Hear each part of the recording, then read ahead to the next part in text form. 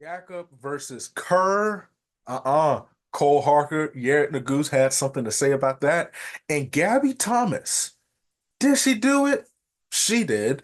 Don't have too much to say, but I'm going to find some words because it was absolutely insane. And we're going to break down today's action here on this episode of Track Talk.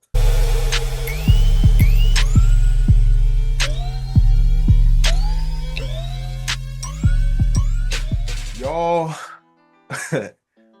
I cannot. There's so many things that we could talk about. There's so many things that we can kind of go over and discuss when it comes to what we saw today. But oh my goodness, what a day! What a day of track and field, a historic day that is in so many ways. There's so many things to talk about, but let's just keep the main thing the main thing. I got to start with the men's 1500 because we've been talking about Jakob and Josh Kerr, Jakob Ingebrigtsen and Josh Kerr, and this amazing rivalry that they have, the sprint rivalry field that is between the two, the disdain, the dislike, all the talking back and forth, the trash talking. I'm gonna do this, I'm gonna do that, and it was two Americans.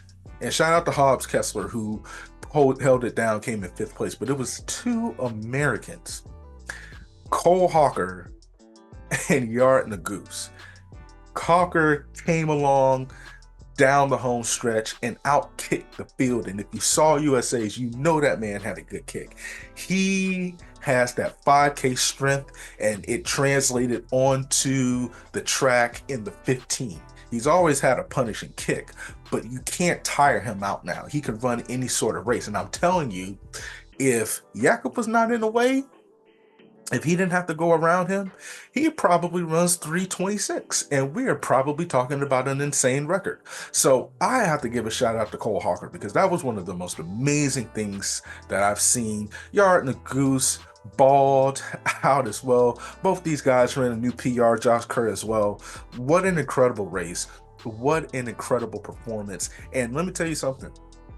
We always talk about, the different countries and how they're elevating the distance game. This puts Team USA on the map, and this is big for the future of United States middle distance running because of just the impact that they've had. And I have to throw in Grant Fisher, who medaled in the 10K, is going to run the 5K here pretty soon. I got to give him props because he got a bronze medal. We haven't done that in a while. Told you about that a couple videos ago. So wow, that's all I could really say. It was truly an amazing performance, and I got to give flowers to those three for an incredible performance. They brought it an Olympic record with that time. So shout out to Cole Hawker.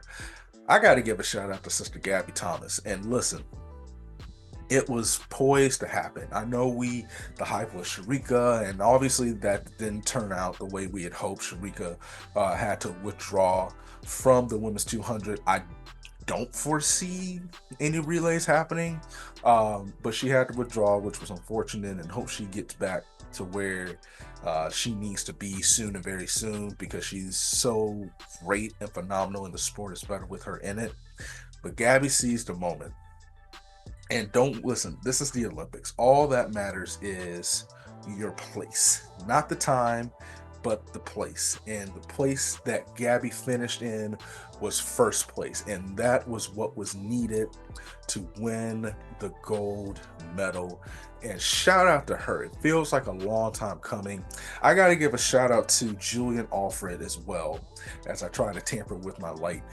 Julian Alfred has had a phenomenal Olympic Games, and now she can get some much deserved rest after sleeping. Think about this: you win the 100-meter gold, and then you have to go through everything that comes with that, and then you just get 2 hours of sleep, and then you have to turn around and basically do it all over again. So shout out to Julian Alfred. She took home second place, and it was just amazing. And Gabby showed strength, showed control. 21:83 was the winning time. And listen, I'm just so happy for her. And that was such a phenomenal win for her, for the sport. Listen, there were some great finals going on. In addition to what we saw, the women's hammer was great. The 3,000 meter steeplechase was phenomenal. We just talked about the 15.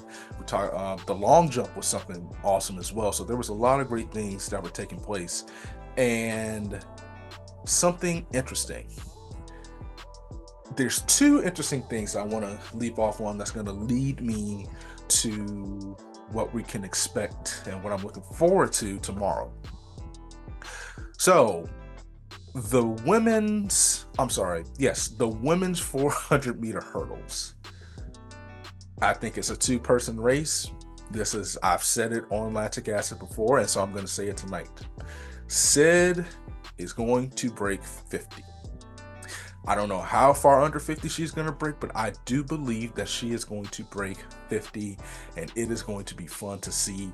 And basically, you kind of got a glimpse of that because she makes it look so easy. Femke Bol is going to get close to breaking 50, in my opinion. She makes it look so easy as well. And what's the amazing thing is they have each other to elevate themselves to something incredible that we have not seen before. So please be on the lookout for that. That's one thing I'm excited about.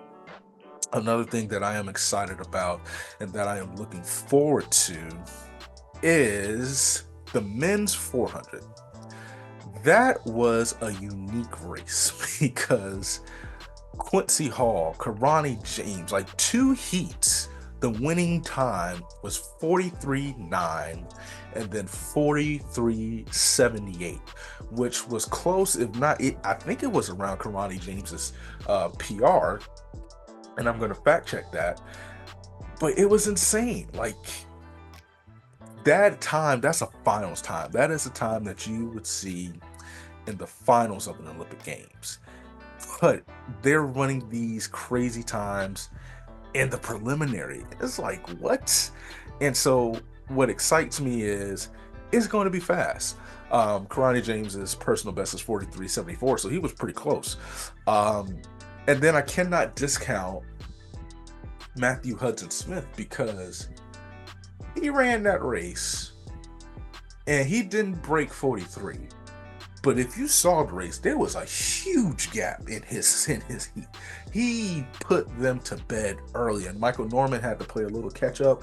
I don't know if he's hurt or not. People, say he is. I'm going based off what he said. He made a mistake and he let the lead get too big and he did not go with him. I don't know who the favorite is. I guess you could say he's the presumed favorite. But there's so many heavy hitters, man. There's so many heavy hitters that are running in that race that it's hard to say who's going to win, who's going to take home the gold, and who is going to show out for their country. So that is something that I'm definitely looking forward to for tomorrow's race. That is going to be exciting to watch. We have the semifinals of the men's 200. That's going to be exciting to watch. They have a day off, but there's so much into it because you're recovering from the fatigue, the emotional fatigue of the 100. Obviously still some sore legs, so you bounce back. So looking forward to kind of see what goes down. The men's semifinals of the 400 meter hurdles happens to be tomorrow.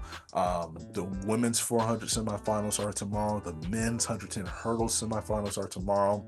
The repechage round of the 1500 women's 1500 is tomorrow. And let me tell you something about that. That was an insane race as well.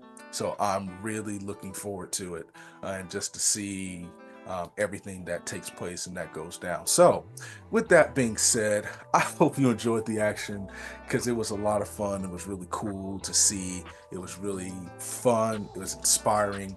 And if you like what you're hearing, obviously, go ahead, hit that like button, hit that subscribe button. Stay tuned for more episodes. We're going through the Olympics, and then we're going to do a big Olympic recap. And I'm really excited. So like, subscribe, share it. Helps us help grow this channel, this YouTube page. If you want to listen to the podcast, Lactic Acid Podcast, you can find us on Spotify, Apple. We got you. Follow us on Instagram, Lactic Acid Podcast, and you will not regret it. As always, love, peace, and chicken grease. And I'm out.